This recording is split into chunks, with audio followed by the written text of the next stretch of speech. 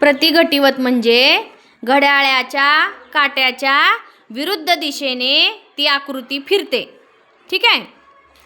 तर मग बघा, आपल्याला या ठिकाणी अशा प्रकारच्या आकृत्या असू शकतात. मग आता आपण ह्याच्यावरचे नमुना प्रश्न सोडवू, म्हणजे तुमच्या लक्षात येईल की मला काय म्हणायचे ते. हे की नाही. तिसरा धडा आकृती पूर्ण करा. पहिली आकृतीचं निरीक्षण करा सगळ्यांनी. बघा ती आकृती पूर्ण निरीक्षण करून त्याच्यातला एक भाग तुम्हाला शोधायचा आहे. मग काय करायचं, तुम्हाला सोपी आयडिया देते मी. तिथल्या तिथंच एक कच्चं काम करून आकृती जी आहे ना ती पूर्ण करण्याचा प्रयत्न करायचा. तिथल्या तिथंच, बरं का.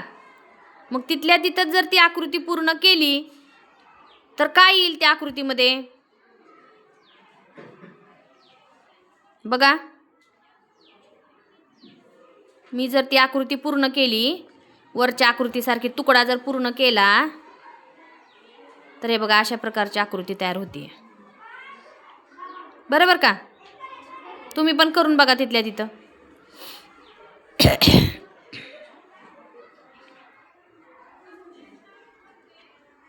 बघा करून. आणि मग जी आकृती तुम्हाला मिळणार आहे ना, तुम्ही जी पूर्ण केलेली आकृती, तोच भाग फक्त, तेवढाच भाग फक्त काय करायचं बाळांनो, पर्यायात शोधायचा. तेवढाच भाग काय करायचा, त्या पर्यायामध्ये शोधायचा तो तुकडा. मग हा तुकडा चारपैकी कोणत्या पर्यायात दिसतोय तुम्हाला? तिसऱ्या पर्यायात हा तुकडा बरोबर करेक्ट दिसत आहे. म्हणून या आकृतीच्या प्रश्नाचं उत्तर आहे पर्याय क्रमांक 3. कुठला? 3. किती जणांना समजलं? आकृतीचे 3 भाग दिले जातात आणि एक शेवटचा जो तुकडा आहे तो तुम्हाला दिलेल्या पर्यायामधून शोधायचा असतो. याला म्हणायचं तिसरा धडा नवोदयचा आकृती पूर्ण करा. आता दुसरा प्रश्न बघा. आता सेम आकृती बघा दुसऱ्या प्रश्नातली. बघा खालचे 3 तुकडे दिलेत, 1 2 3, आणि तुम्हाला सांगितले आकृती पूर्ण करा. सांगा मग आकृती पूर्ण करून. हा तुकडा जो आहे तो राहिलेला कोणत्या पर्यायामध्ये बरोबर आहे? 1 2 3 4 सांगा. पर्याय क्रमांक 4 मध्ये आपल्याला या आकृतीचा शेवटचा तुकडा करेक्ट सापडत आहे. म्हणून दुसऱ्या प्रश्नाचं उत्तर आहे पर्याय क्रमांक 4. आता तिसरी आकृती बघा बाळांनो.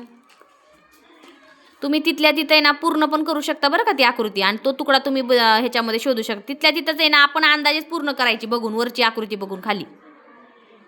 आता बघा मी इथं गोल काढलाय आणि ती आकृती पण पूर्ण केली, आणि मला हा जो तुकडा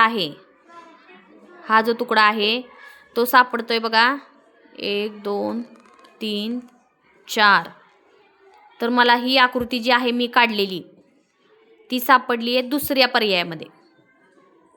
सेम आकृती की जी तुकडा जर इथं जोडला तर ही आकृती पूर्ण होऊ शकेल अथर्व. म्हणून तिसऱ्या प्रश्नाचं उत्तर कशात दडलंय? पर्याय क्रमांक 2. पर्याय क्रमांक 2. किती जणांना समजलं? हे सोपं आहे का अवघड आहे? खूप सोपं आहे. म्हणून मी तुम्हाला म्हणते की नवोदयचे जे 40 प्रश्न आहेत आकृत्यांचे, ते जर तुम्ही मन लावून निरीक्षण केले, विचार करून सोडवले, तर तुम्हाला 50 पैकी 50 मार्क मिळतील. 40 प्रश्न 50 मार्काला आहेत. आउट ऑफ मार्क पडतील तिथे तुम्हाला. ठीक आहे. आता पुढे चला. चौथी आकृती बघा. हां, आता ही आकृतीचा जो तुकडा आहे तो तुम्ही काढून पण बघू शकता, म्हणजे तुम्हाला एक सोपं जाईल की बाबा मी काढलेला हा जो अंदाजे तुकडा आहे, अंदाजे आकृतीचा आकार आहे, तो कोणत्या पर्यायात आहे बरं का. तर बघा मी ही आकृती अशी काढली आहे आणि हा तुकडा शोधण्याचा प्रयत्न केला आहे. हा जो तुकडा आहे तो शोधण्याचा प्रयत्न जर मी केला, असा 3 भाग झाकायचे आणि आपण काढलेली आकृती आहे ना ती शोधायची त्या ह्याच्यामध्ये पर्यायामध्ये. तर माझ्या मते माझी ही जी आकृती आहे ती करेक्ट 1 नंबरच्या पर्यायात सापडली आहे. बघा सेम 2 असे त्रिकोण काढल्यासारखे आणि खालून एक मोठा एक उभा त्रिकोण. कुठे ही आकृती सेम टू सेम? इथं बघा, इथं एक मध्ये बघा, हो का इथं आहे की नाही? म्हणजेच चौथ्या प्रश्नाची करेक्ट आकृतीचा तुकडा जो आहे तो पर्याय क्रमांक 1 मध्ये सापडत आहे, म्हणून पर्याय क्रमांक 1 हे उत्तर आहे. आता 5वा प्रश्न बघा बाळांनो. करा आकृती पूर्ण आणि तिचं निरीक्षण करत करत ती आकृती पूर्ण करा आणि 4 पर्यायामध्ये बघा तो तुकडा कुठं सापडतोय.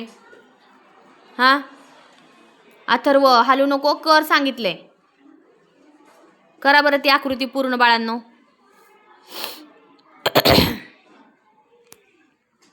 तर माझ्या मते इकडं त्रिकोण आहे म्हणून इथं पण आपण काय करणार, इथं पण काय करणार आपण असा त्रिकोण सॉरी असा एक चौकोन झाला पाहिजे या कोपऱ्यात. हां, आणि इथं जर आहे ना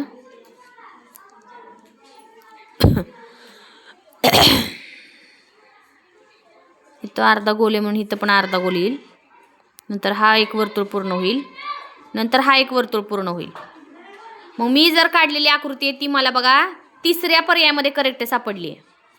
ही जी मी आकृती काढली आता पूर्ण करण्यासाठीची बघा, 3 भाग झाकायचे आणि एक भाग उघडा ठेवायचा आपण काढलेला, आणि सेम टू सेम ती आकृती बघायची 1 2 3 4 पर्यायामध्ये. मग ही आकृती मला सापडली पर्याय क्रमांक 3 मध्ये. कुठं? 3 मध्ये. म्हणून 5व्या प्रश्नाचं उत्तर आहे पर्याय क्रमांक 3. किती जणांना समजलं? सोपं आहे ना? काय वाचायचं नाही, लिहायचं नाही, गणित सोडवायची नाही. किती सोपं आहे. आकृत्या बघा आणि सोडवा, आकृत्या बघा आणि सोडवा, पण विचार करून. कसं? विचार करून. चला 6वी आकृती शेवटची बघूया एवढी. हां हां, करा निरीक्षण आकृतीचं बाळांनो. 3 भाग दिलेत ह्या आकृतीमध्ये, 1 2 3, आणि 4था भाग तुम्हाला हा शोधायचा आहे. आता हीच जर आकृती आपण पूर्ण करायची म्हटलं तर हा पहिला पान जे आहे ते असं होईल पूर्ण, हे पान, आणि त्यानंतर हे असं होईल इथं, आणि इथं होईल